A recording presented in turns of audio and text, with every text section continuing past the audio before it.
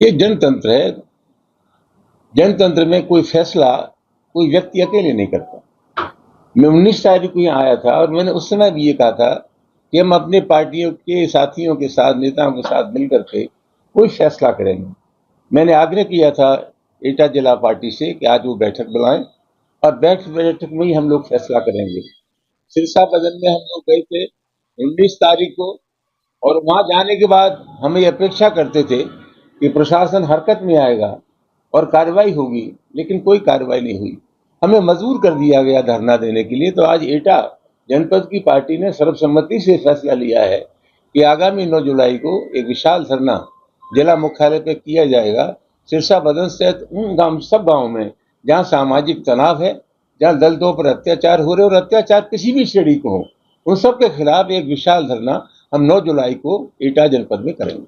कल्याण सिंह जी की मूर्ति भी तोड़ी गई थी जलेसर में, तो उसको लेकर भी आप क्या कहेंगे? मुझे नहीं मालूम, मैं किसी का बचाव नहीं करना चाहता, लेकिन मेरे संज्ञान में यह है कि कल्याण सिंह जी की मूर्ति तोड़ने वाले उनके स्वजाति बंधु थे, जबकि आरोप और तरह का लग रहा था। उसकी जांच हुई और मुझे खुशी है कहने में कि सत्यता सामने आ गई है और जिन लोगों को इंगित किया जा रहा था वो उस गुनाह में शामिल नहीं।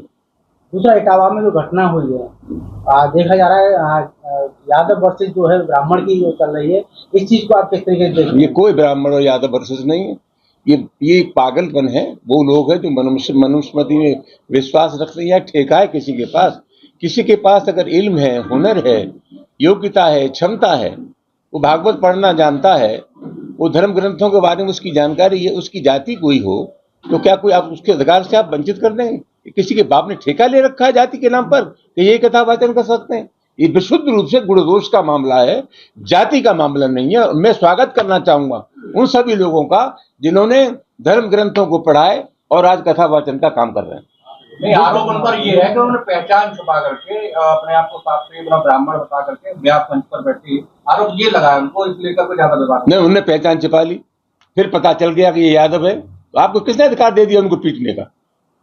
उन्होंने अगर पहचान भी छिपा ली और कथा वाचन का काम कर रहे हैं, आपने इसलिए तो उन्हें मारा कि वो यादव है। क्या गुनाह हो गया? कोई वाल्मीकि है, कोई दलित है और वो विद्वान है, किसी ब्राह्मण से ज्यादा विद्वान है अगर वो, तो आपसे कैसे रोक लेंगे? ये विशुद्ध रूप से गुणदोष का मामला है। ये मनुस्मृति को मानने वाले लोग हैं।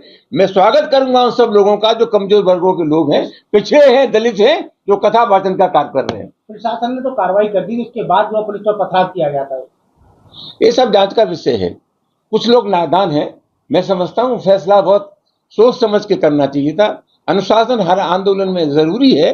क्या हुआ क्या नहीं हुआ जांच का विषय है। इसके बाद ही सार्थक रूप से समाजवादी पार्टी कुछ कह पाएगी। अच्छा, आपको लगता है 2015 एक तरीके जात की ध्रुवीकरण का एक जो राजनीति होने लगी है कि भाई वो ब्राह्मण एक को हो गए और जातियों में बांटा जा रहा है? ऐसा है, राजनीति जातीय धर्म पर नहीं होती। राजनीति के मुद्दे होते हैं भूख प्यास, बेबसी, लाचारी, गरीबी, गुर्बत। आज दुर्भाग्यपूर्ण स्थिति यही है कि राजनीति के जो मुद्दे हैं वो राजनीति से गायब हैं। उनका स्थान जाति और धर्म ने लिया। हम नहीं जानते कि लोग किस आधार पर वोट करेंगे। हम एक ही जानते हैं, हम गरीबों के साथ खड़े हैं, पिछड़ों के, दलितों के, शोषितों के साथ खड़े हैं। और जिन मुद्दों पर राजनीति होती है, समाजवादी पार्टी उन मुद्दों पर राजनीति कर रही है। हम जातिगत और धार्मिक आधार पर राजनीति करने के सख्त खिलाफ है। राजनीति में शब्दों की जो मर्यादा जिस तरह लगातार रोज के रोज गिर रही है, आपको क्या, आप इसको कैसे देखते हैं? पूरे राजनीतिक सिस्टम की बात करिए आप, ये दल विशेष की बात नहीं। पूरी राजनीति का मिजाज बदल रहा है और मैं समझता हूँ राजनीति में संयम और शिष्टाचार बहुत जरूरी है। सभी लोगों को इसका ख्याल रखना चाहिए। इसमें कोई एक व्यक्ति अपवाद नहीं है। 9 तारीख को किस तरीके का समाजवादी पार्टी यहाँ कार्यक्रम करेगी, धरना करेगी या क्या करेगी? ये जनतंत्र है, या विरोध का अधिकार कोई तोप तलवार थोड़ी होता है। हम लोग बैठेंगे, धरना देंगे, अपनी मांग करेंगे, भाषण देंगे। जनतंत्र में विरोध करने का जो अधिकार होता है, गांधीवादी अधिकार, लोहियावादी अधिकार, हम उसका इस्तेमाल करेंगे।